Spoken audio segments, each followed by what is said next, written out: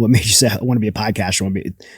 Man, I just, I was teaching tactics. That was kind of what pulled me out of everything. Was I was like, well, I guess I'll start this business, because that seems to be what everybody does when they get out. They start teaching firearms training and tactics, stuff like that.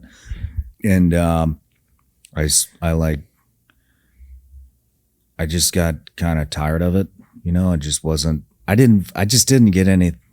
It was awesome. It was really cool. Well, the one thing I did really get out of it was, man, being able to teach women how to defend themselves and get them comfortable behind a firearm. And I trained like a lot of rape victims and women that had been sexually traumatized, and to see them, like, to see a woman that had been raped and come to my course, and I mean, you could just tell like zero self-confidence, and like, head down, like afraid of everything. And to be able to take a woman that had been through that, and I had some really good guys that were teaching. One of them's Nick Kefalidis, who I should introduce you to. Yeah. Fucking awesome dude. But, and then I had a ranger, Scott Chapman. He helped me too. But and all of us were like really dedicated to this, and to be able to have an all women's course with rape victims and all these things, and to pour your heart and soul into these women, and just see like a switch flip in their head. They leave that course, man, and they feel empowered. That's the word I was going to use. Confidence back. And it was just really cool.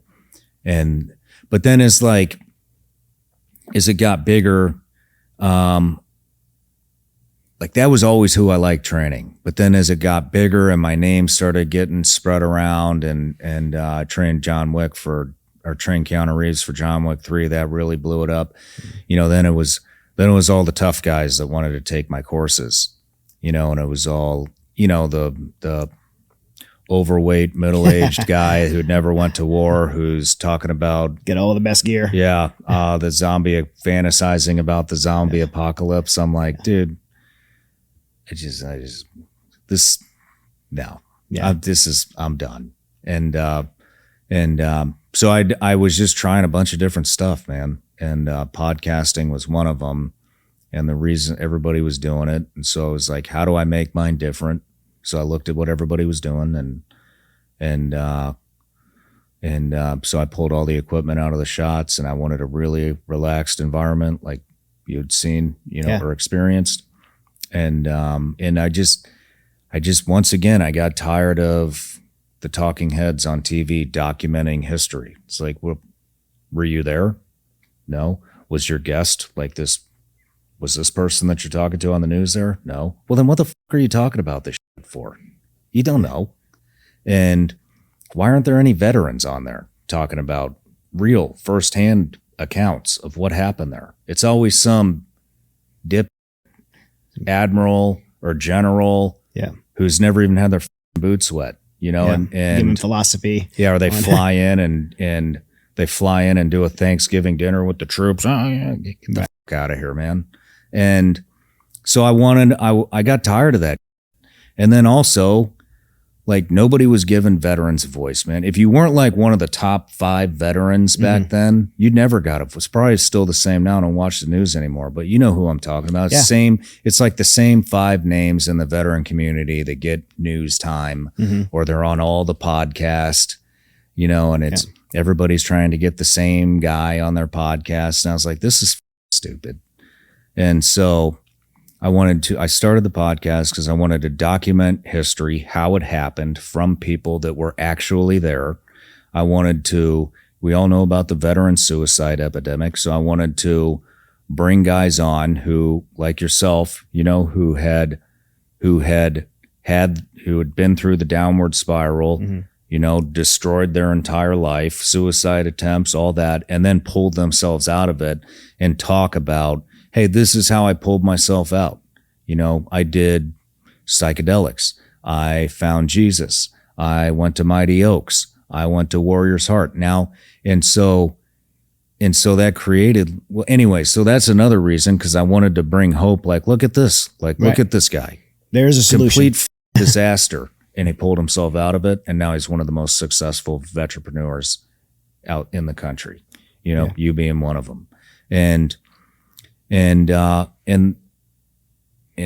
thought that stuff was really important. And so that's, and, you know, in those same 5 or 6 veterans that were running around the podcast circuit and getting all the media time, that were hoarding everything, and I'm the only one you can talk to, I'm the expert, everybody else is like, those they did nothing to help elevate other veterans' businesses. Right. And that pissed me off, because I know how hard it is to make business and become a successful entrepreneur. And these fucking greedy were just hoarding everything. Yeah. Talking about people so they don't go on other podcasts, spreading rumors.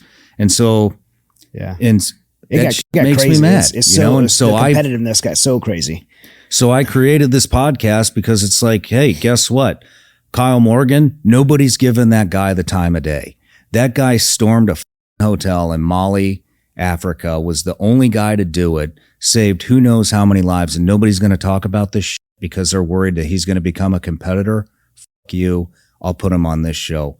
You know what I mean? And it's just story after story after story of getting these guys experience, their trauma, they're vulnerable. America falls in love with them because somebody gave them the microphone, and now everybody wants to take a Blue Bearing Solutions course, you know, or fill in the blank with any guest, you know, that's been on, and it worked.